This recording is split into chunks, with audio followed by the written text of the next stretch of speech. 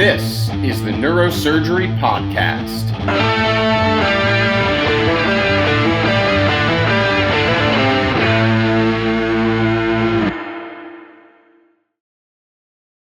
Welcome back to the Neurosurgery Podcast. Today we're here in another installation of this informal series where we're exploring the technical sides of things outside of neurosurgery. And so I thought this was an incredible opportunity. A good friend of ours and the show, Rick Fessler and David Fessler, have a member of their family who is a professional free diver, teaches people, holds many world records. And so who better to talk to about a technical skill that has nothing to do with operating? So, Lance Davis, welcome to the program. Please take a moment, say hello to everybody watching and listening, and introduce yourself. Well, hello. I'm Lance. My company is SoCal Spirit. I come from spearfishing, so it's actually spear gun, like SPEARIT. I'm based in Los Angeles, California.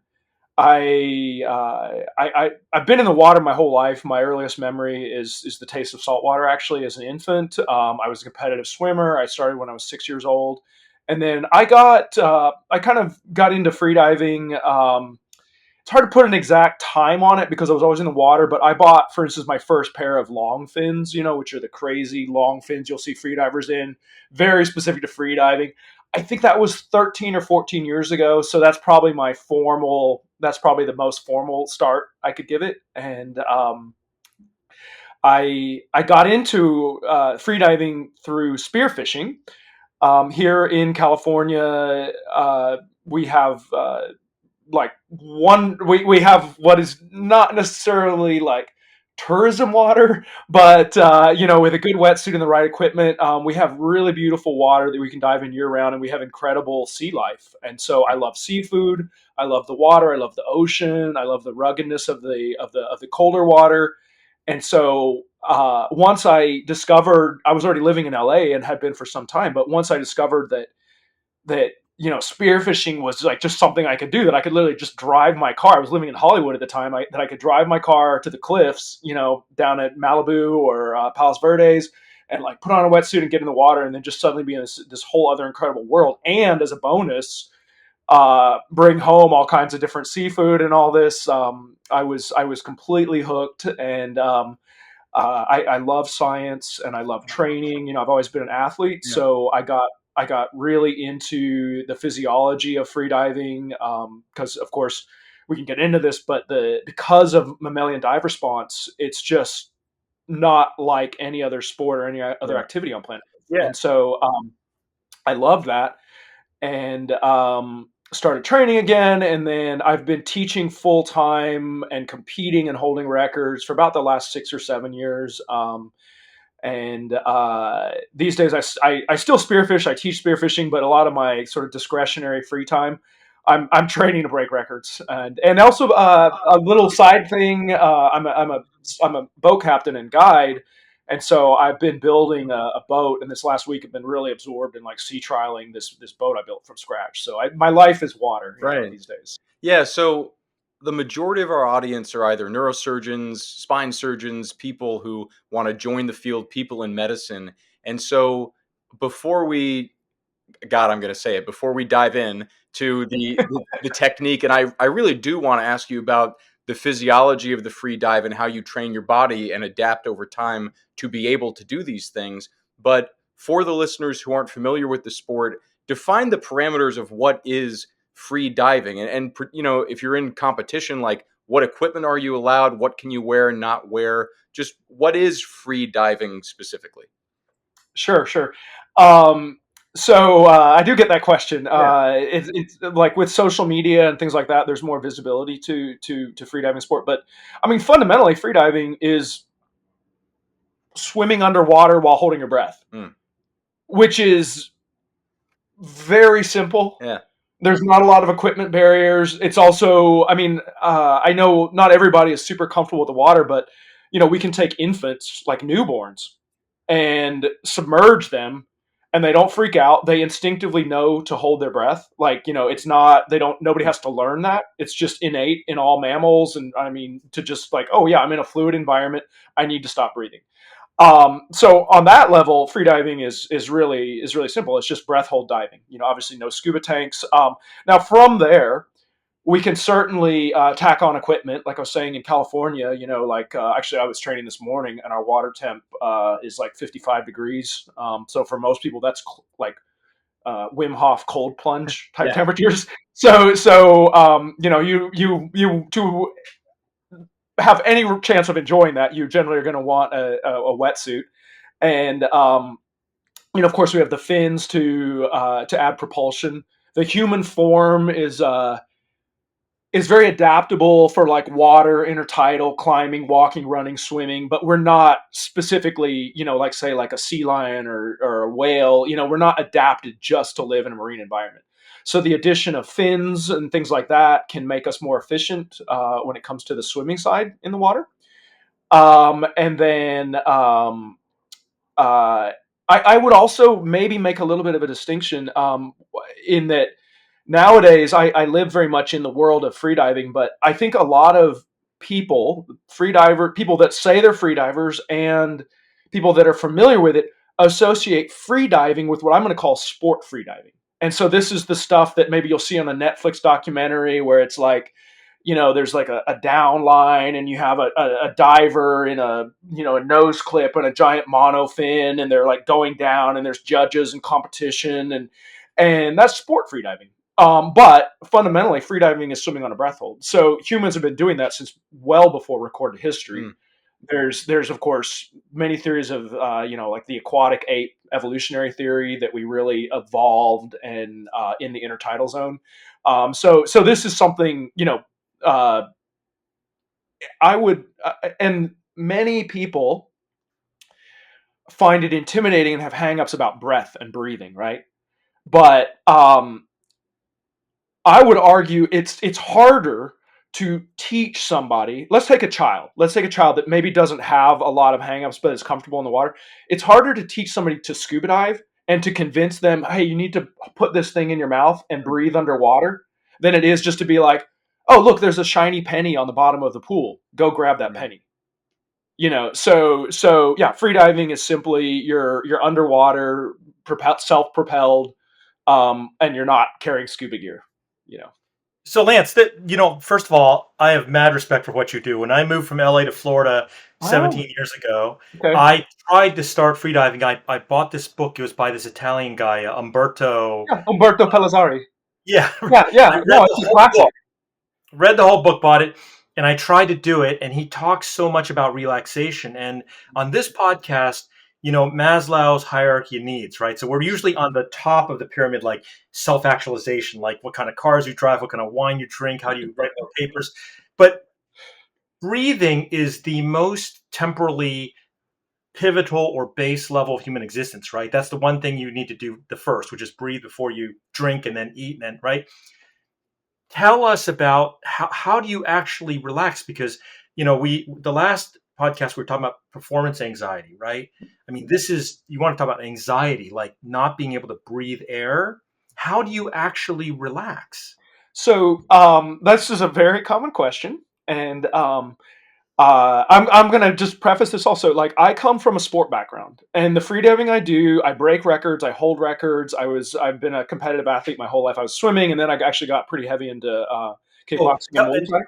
just to give some people an idea, how long can you hold your breath for before you go on? Well, so it depends, and what I mean is like, am I moving or not? Right. So like static breath hold, it's not my favorite thing to do, but in competition, I haven't done one in a lot of years, but in competition, like over 10 years ago, my best was 6 minutes and 44 seconds.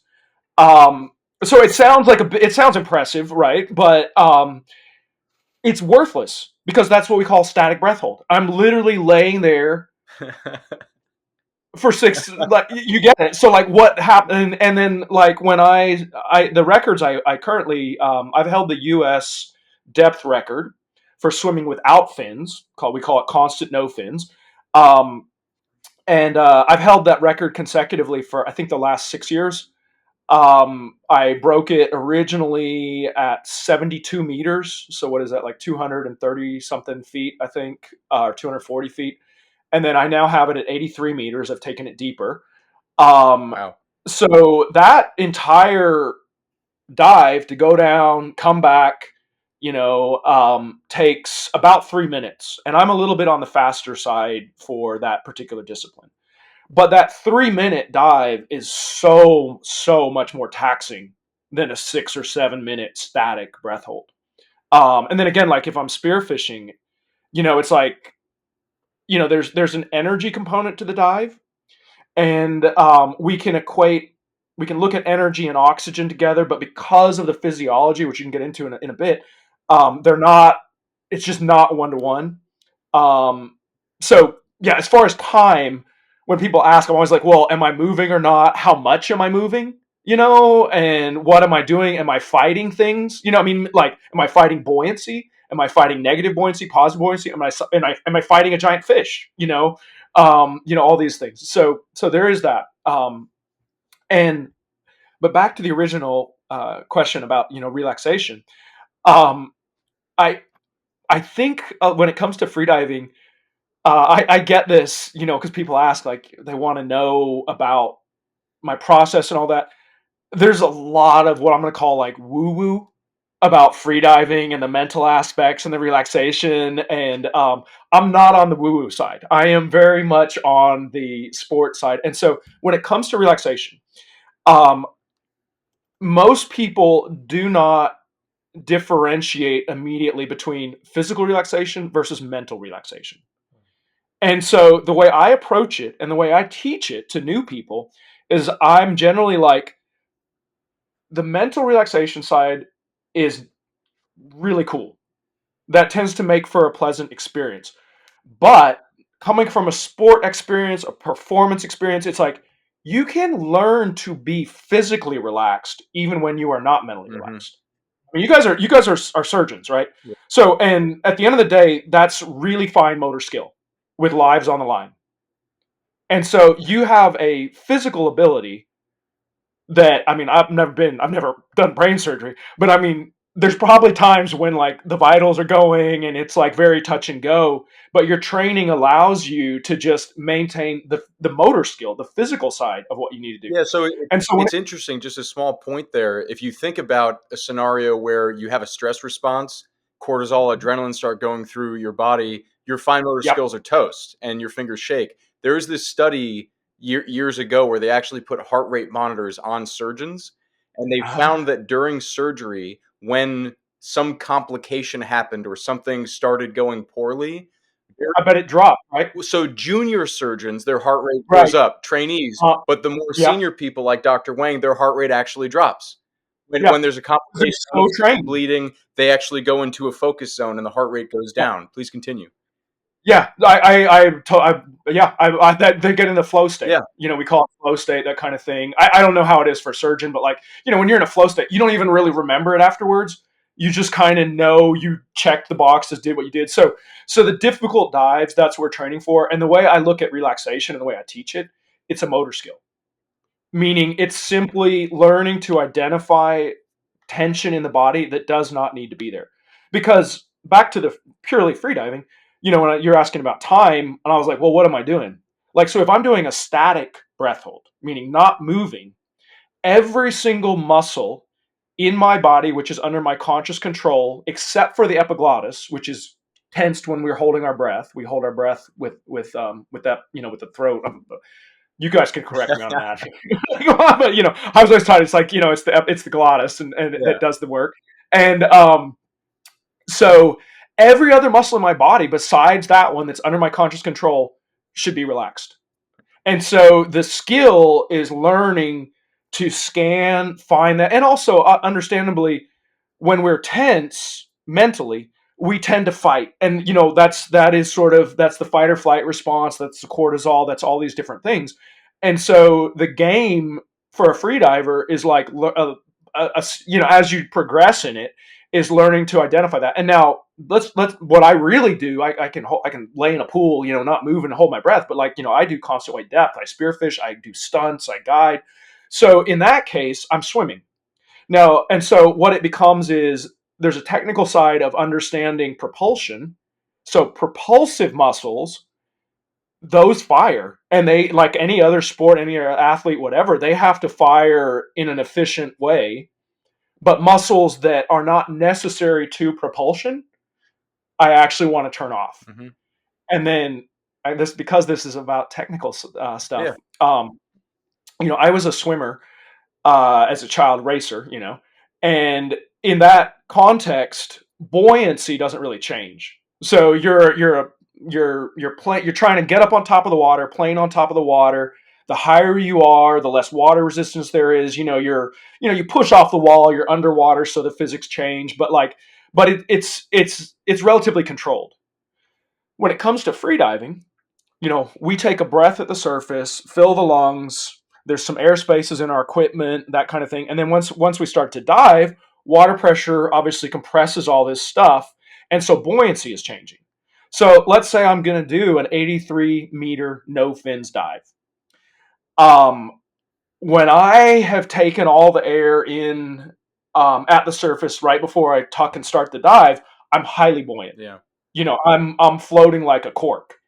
And so it takes a lot of energy. I'm going to say energy, but I mean it's effort. I have to really swim to overcome the buoyancy.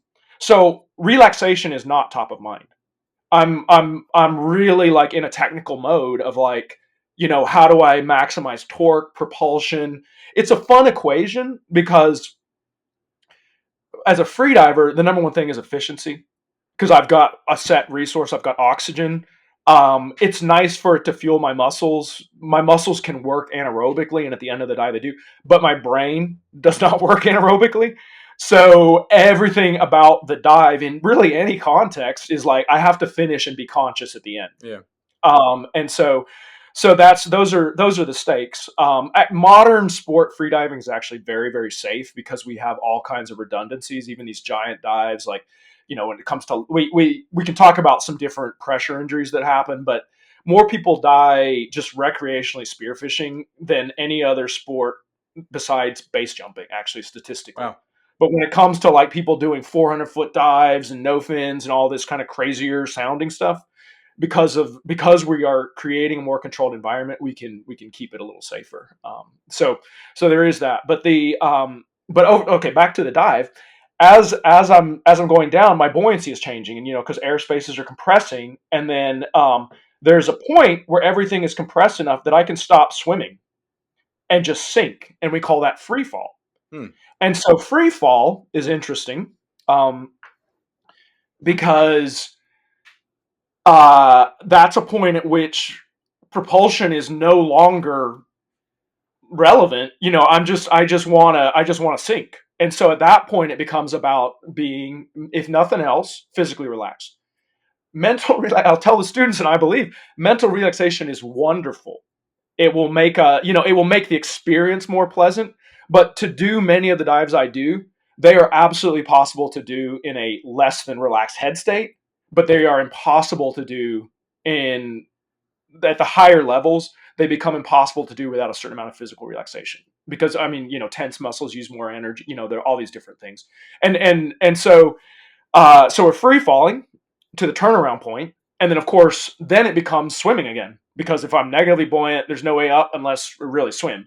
And so the deeper dives, and just to give you a sense of the numbers and so on and so forth, to do an 83-meter dive, I have to swim to about 30 meters. So I have to swim down about 100 feet. The initial, and of course, because this is it's not the way buoyancy works, the physics of it, it's not totally linear.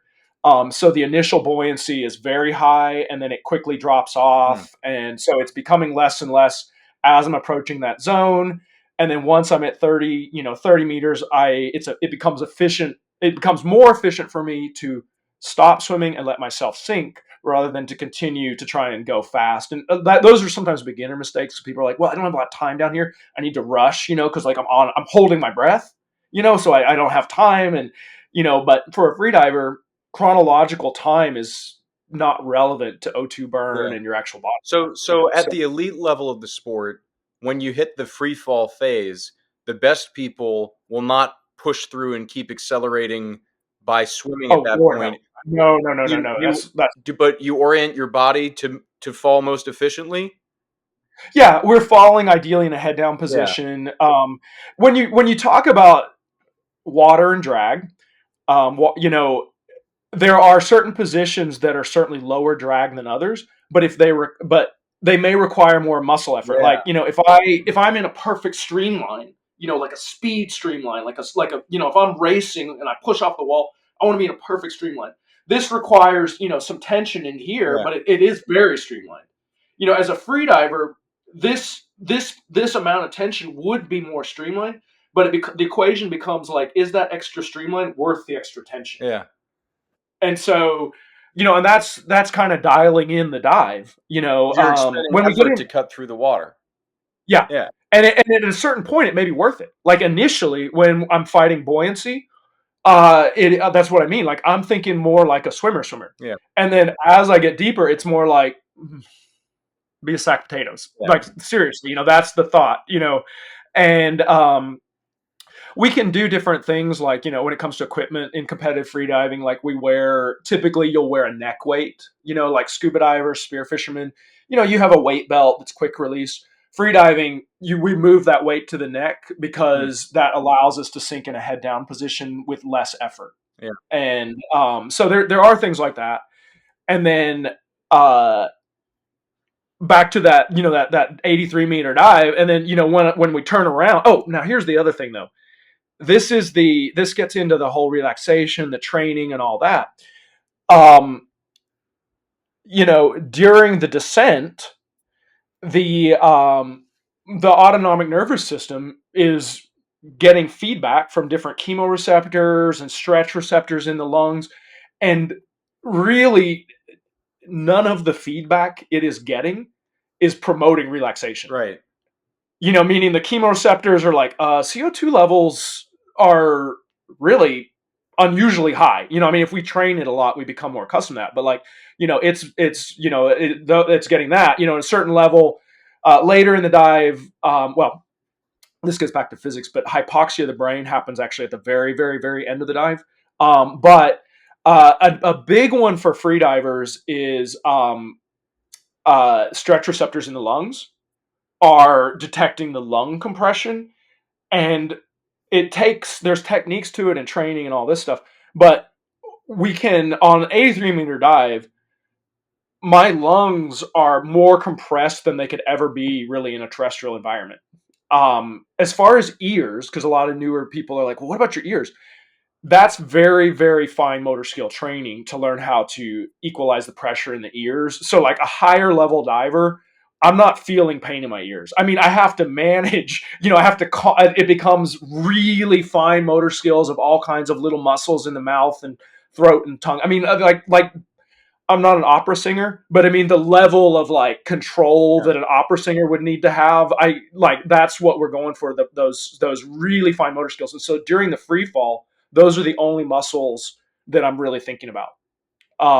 And so uh and you get it. So like all of the feedback that my autonomic nervous system, you know, consciously and unconsciously is getting is just like, you're kind of thinking, just don't freak out, you know. And the way I approach that, and the way I teach it, and the way I would say most high level divers do this is, we're just very technical about the dive.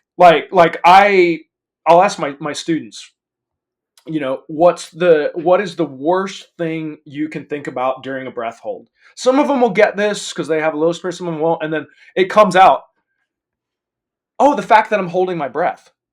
You know, like it's a little counterintuitive, but that doesn't help us during the activity. Right. Like thinking about the fact that I am not breathing, like obsessing about breath during the breath hold. Actually, and I would tell you, obsessing about breath before the breath hold, during the breath hold. I mean, after the breath hold, if you want, you know, there is a certain type of recovery breathing we do, but like that's just it. That's one of the fundamental things that I think people bring to freediving, and why they're like, it's so hard. It's like, yeah, because you start holding your breath and you're upset. You're thinking about that fact, because it doesn't make you swim faster. It doesn't make you relax more.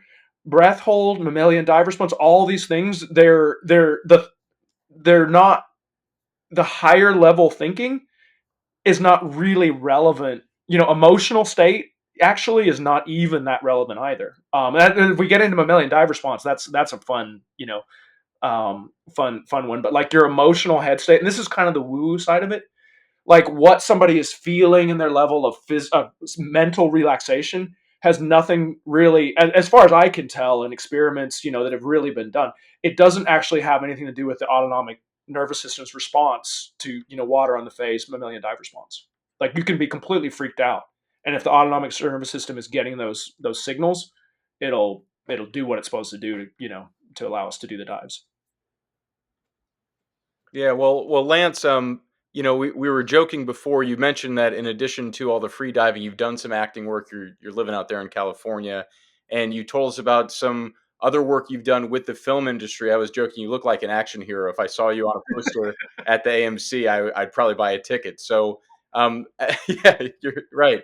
So, tell us a bit about this other side of your work and profession that this skill you have has enabled you to work with these different groups and some of the films you've worked on. Yeah, so well, I moved to LA for film and TV originally. I kind of got that bug, and was living in LA for like 10 years before I discovered freediving, and I mean before I ever discovered spearfishing. Yeah. I knew water and everything, and so it's funny, but once I started doing that, I got out of the film industry, because I was like, why am I like? It's just so much better. I like being in the water more, and then at a certain point, I was like, I can make a living. Running a school and guiding and teaching and all that. And so full circle though, part of that was like still one foot in the industry. I was picking up different jobs, stunt jobs, and a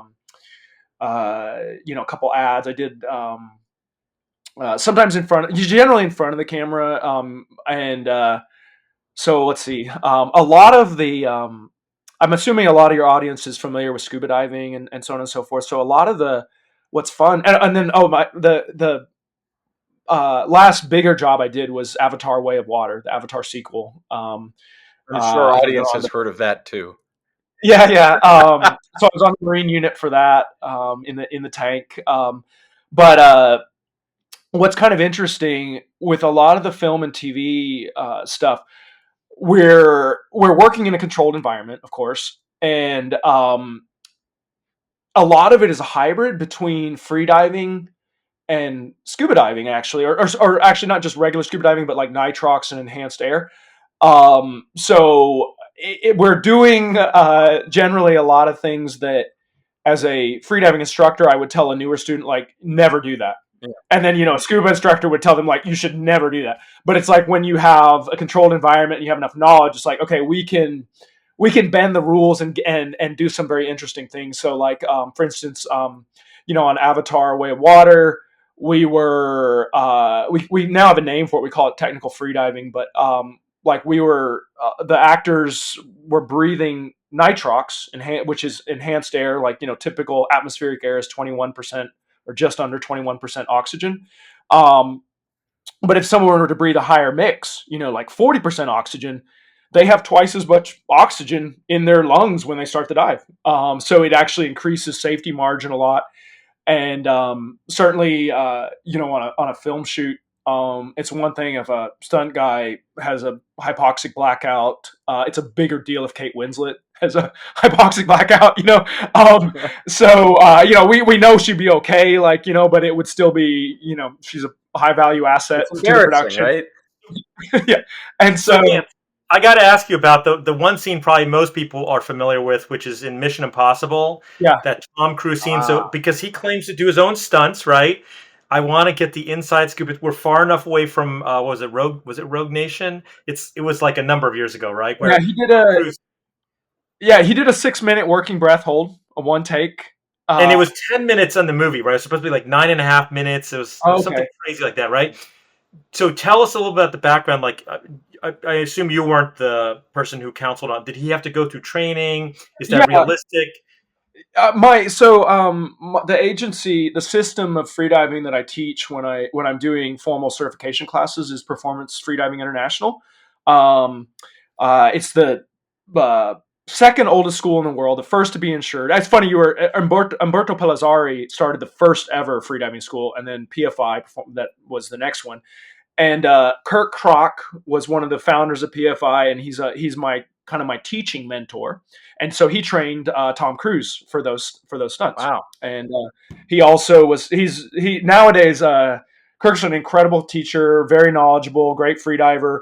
But he's more or less like instructor to the stars, because it's kind of a thing now where every big Hollywood movie needs an obligatory action movie needs an obligatory water scene, since Tom Cruise, and sometimes they're subtle, you don't think about them, but like some of the Batman, was it Suicide Squad where there's like, Batman there's a car underwater, so in the movie these things are short sometimes, but production wise they're a pretty big deal. And so anyway, so Kirk trained Tom Cruise. I'm gonna, because we're on a podcast here. I wasn't there and I didn't sign any NDAs.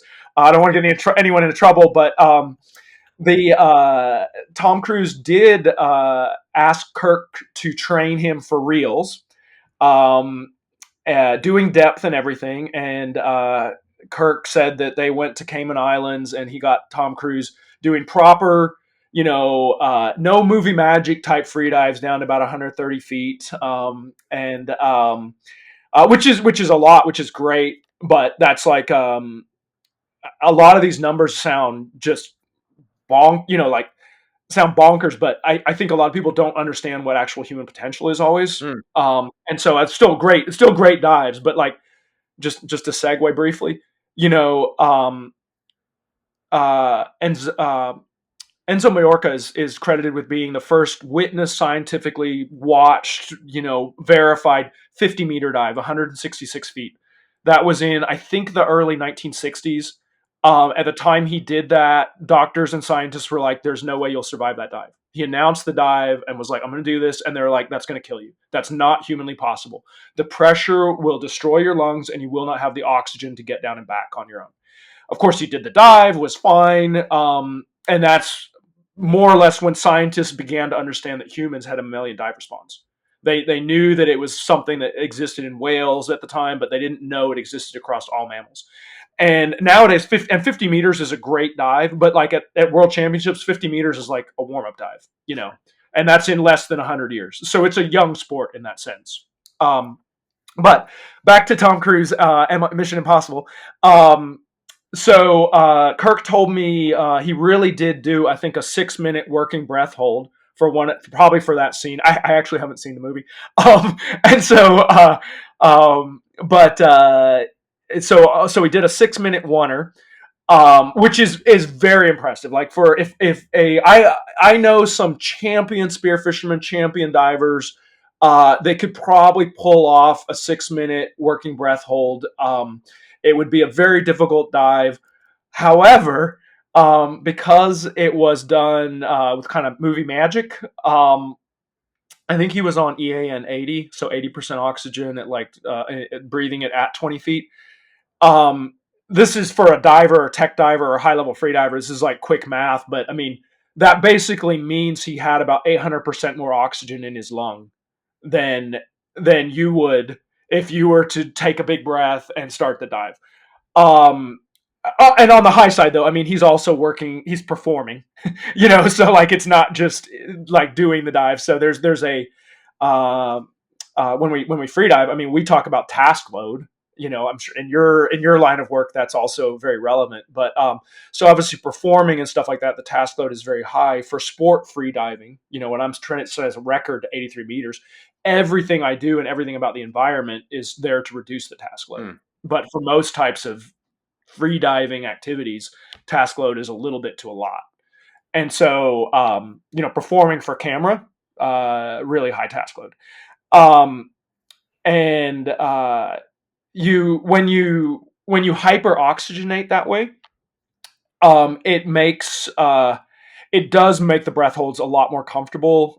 This is we can get into biochemistry that is actually way above my pay grade, but most people with any medical training know that the initial urge to breathe, if someone is holding their breath, is not because they're running out of oxygen, but because their chemoreceptors are detecting high CO2 levels. Carbon dioxide drives the ventilatory response. Yeah. And then most people up to a point can just override this. They can just be like, no, I'm going to hold my breath. But then at a certain point, this is where we're getting into biochemistry that you could feel free to correct me or whatever. But at a certain point, H plus ions in the brain, in the cerebral chemoreceptors, start to get activated, and that's where even high level freedivers are like, okay, I can do this, but my ability to do my task load, my bandwidth to do anything but hold my breath and keep it together is rapidly shrinking. Yeah. And so in just kind of general freedive science, medicine, whatever, like that's someone is well into the struggle phase, and typically, an untrained person stopped holding their breath like at the start of the struggle phase if they even got that far. And so when we're that highly oxygenated, and basically this is the production of H plus ions changes. So basically, if you have that much oxygen in the body becomes more like the effect of CO2, the physical and psychological effect of CO2 is reduced. So it just becomes easier. It's cheating in competitive freediving, right? It's big time cheating. And this is dive stuff, but at high levels of oxygen, you also run into like CNS toxicity of oxygen. These kind of things, which are getting into the realm of tech diving and again enhanced air dive. All this stuff I said that we would tell your nitrox, your recreational nitrox instructor would tell you, no, don't do that. Yeah. So we get into that zone. Well, I gotta say, Lance, I mean, a big thank you, because I think we've realized a life dream of mine today. In this conversation, we have touched on woo-woo, Wim Hof, the aquatic ape theory, competitive sports world records, and behind the scenes for Hollywood. So I think we're officially the Joe Rogan of medicine here. We've done it, right? Like, all right, I love it. Somebody we need to take some mushrooms, light a cigar or something, and we're there. But this has been a fascinating exploration of your sport, your profession, your life passion. We really appreciate your time in talking about these technical sides of things that people who just get interested in the romance and, like you, the love of the water may not think about and may not be on the silver screen. But there's a way that all these things happen safely at a high level of expertise. Again, the company is SoCal Spear It, like a spear you throw. Yeah. We'll link our listeners to that in the show notes. Lance Davis, thank you so much for coming on the show. Absolutely. Thank you. It was a pleasure.